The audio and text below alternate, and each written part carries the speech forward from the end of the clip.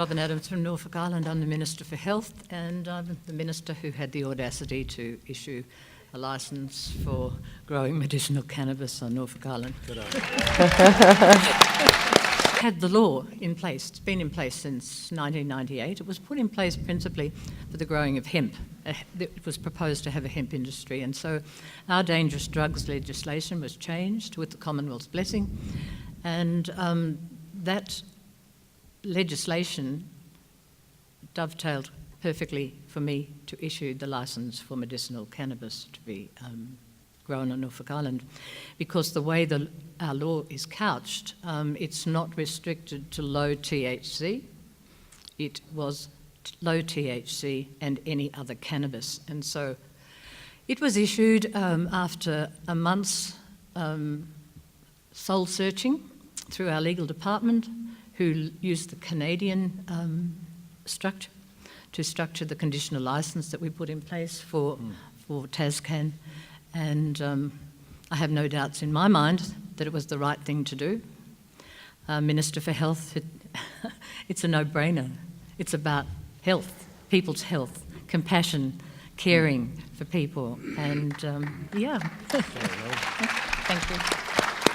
This isn't a decision that I took on my own. It was a cabinet decision of the whole Norfolk Island government.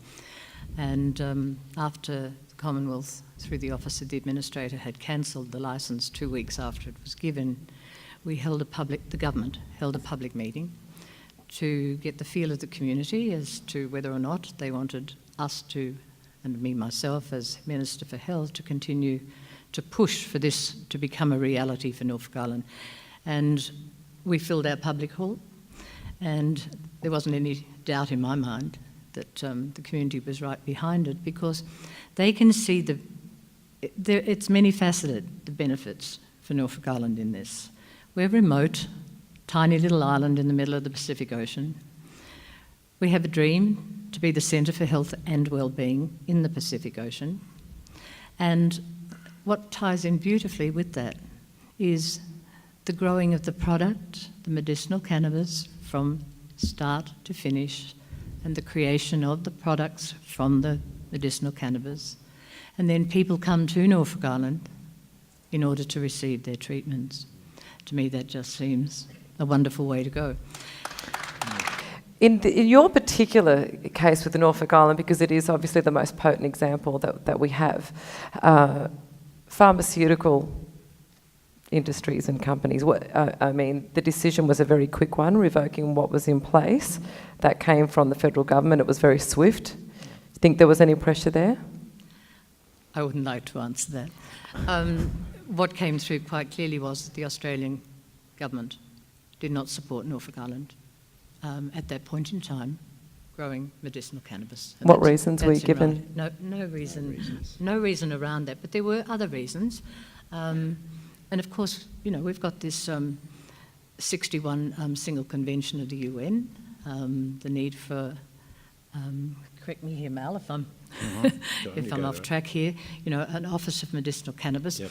These are some of the other issues. What I need to make quite clear is the licence that I issued was a conditional licence, conditional on the applicant meeting very, very stringent controls before they could even start the process. So we were confident that we were following the Canadian model, but I had to tick off every step of the way before they could commence the process. So nobody was at risk.